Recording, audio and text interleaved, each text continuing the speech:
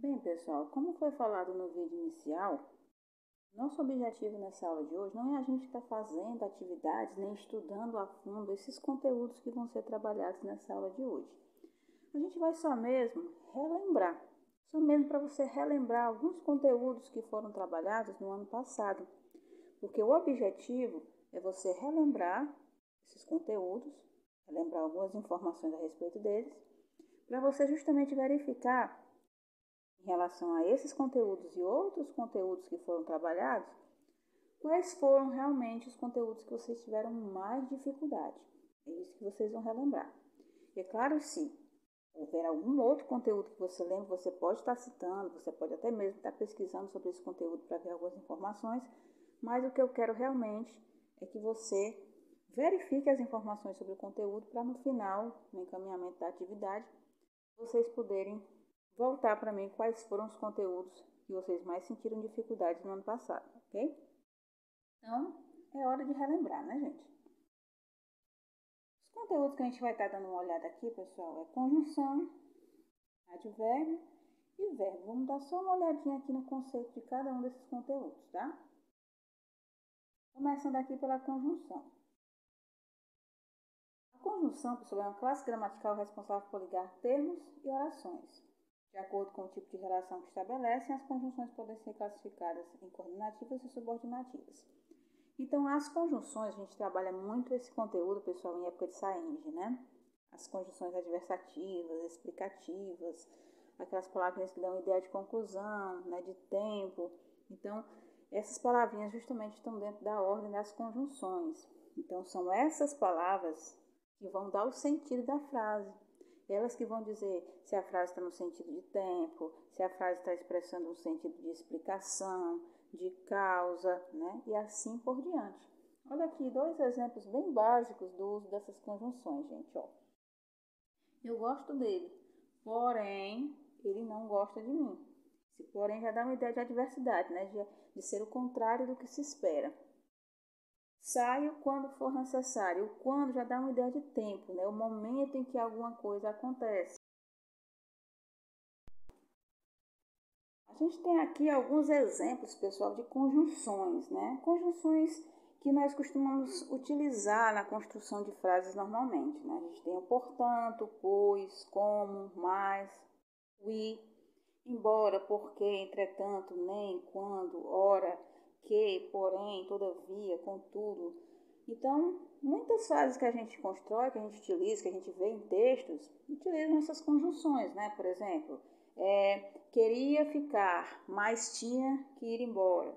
Ou então, estávamos com fome, portanto precisávamos comer. Então, essas construções aí se dão com o auxílio das conjunções. São palavrinhas bem importantes aí na construção das frases, né? Outro conceito aqui, pessoal, que nós vamos relembrar aqui são os advérbios, né? Os advérbios são palavrinhas que acompanham os substantivos, né, os adjetivos e os próprios advérbios, modificando o sentido dessas palavras, né? Então, a gente tem aqui, o que é o advérbio, né? É uma palavra invariável. O que quer dizer isso? É aquela palavra que ela não pode ir para o singular e plural, ela não tem essa diferença. Nem a gente pode colocar em masculino e feminino, ela só tem uma forma de ser usada e pronto, né? Então, uma palavra invariável que modifica o sentido do verbo, do adjetivo e do próprio advérbio. Vamos ver aqui cada uma dessas situações, né? Um exemplo do advérbio modificando um verbo, né? Os cavalos pastavam muito. Ó, a palavra muito é o advérbio. E está se referindo justamente ao verbo pastavam, a forma como esses cavalos pastavam. A gente tem aqui um outro exemplo.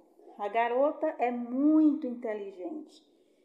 Esse advérbio muito, ele está modificando a palavra inteligente, que é justamente o adjetivo, a característica que está sendo dada para a garota. Ela não é só inteligente, né? Ela é muito inteligente. Então, está dando assim uma intensidade maior para a característica da garota. Só que também ele pode modificar o próprio advérbio. Olha só essa situação. Os cavalos pastavam muito calmamente. Então, calmamente aqui é a forma como os cavalos pastavam. Isso aqui é um advérbio.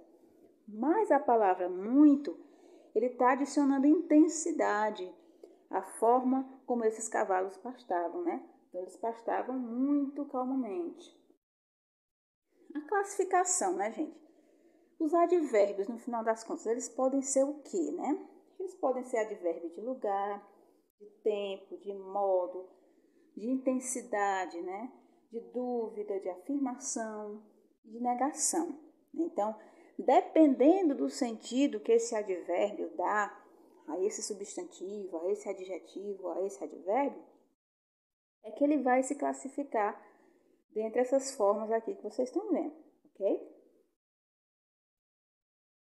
Essa tabelinha aqui é até para ajudar vocês em alguma situação futura que você necessite, né? Observar qual é a classificação de determinado advérbio. A gente tem aqui a classificação do advérbio. Quais são os principais advérbios que existem dentro dessa classificação? E um exemplo, né, do uso desse advérbio. Então, a gente tem aqui os advérbios de afirmação, né? Sim, certamente, realmente. Tem aqui os advérbios de dúvida, talvez, eventualmente, acaso. Os advérbios de intensidade, pouco, bastante, muito, demais. Os advérbios que indicam lugar, né? Aqui, ali, perto, longe.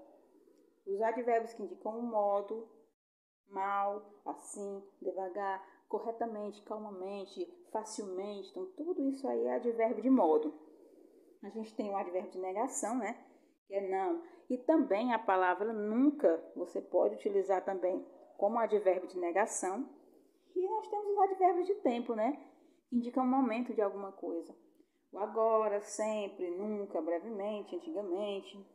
E aqui a gente tem o exemplo do uso de cada um desses advérbios, ok? E para a gente finalizar aqui, por fim, vamos dar uma olhadinha aqui também nos verbos, né? Que é um conteúdo também muito trabalhado aí, principalmente no 5º ano, 6º ano, né? Então, é um conteúdo bem importante, né, pessoal? Porque o verbo ele já vai iniciar vários outros conteúdos que vocês vão trabalhar aí ao longo dos outros anos, né? Então, vamos relembrar aqui. O que é verbo, né, gente? Verbo é a palavra que pode variar em número, pessoa, modo, tempo e voz, indicando ações. O que o verbo pode indicar, né? Ações, processos, estados, mudanças de estado e manifestações de fenômenos da natureza. Vamos dar uma olhada assim mais básica nisso, né? Olha só, o verbo ele pode exprimir, né? Ele pode significar um estado, por exemplo, quando eu uso os verbos estar, ser, sentir, continuar, permanecer, né? Eles podem indicar uma ação. Ver, comer, caminhar, trabalhar, sorrir, pular, falar, tá? Tudo isso aí é indicação, tudo isso é verbo. Só que ele pode também indicar um fenômeno da natureza. Chover, nevar, granizar, trovejar, relampejar, tudo isso aí é fenômeno da natureza, mas também é considerado um verbo.